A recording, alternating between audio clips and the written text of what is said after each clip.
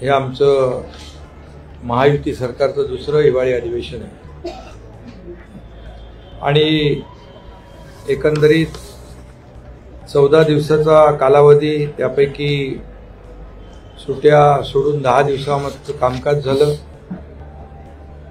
आणि अधिवेशनामध्ये एकंदर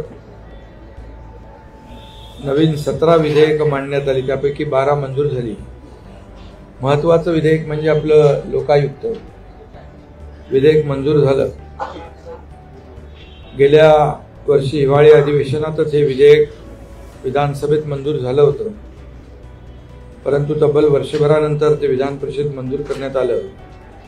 यामध्ये सगळ्यात महत्त्वाचं म्हणजे भ्रष्टाचार विरोधी कायद्याचा समावेश असलेलं हे महत्त्वाचं विधेयक या अधिवेशनात मंजूर केलं।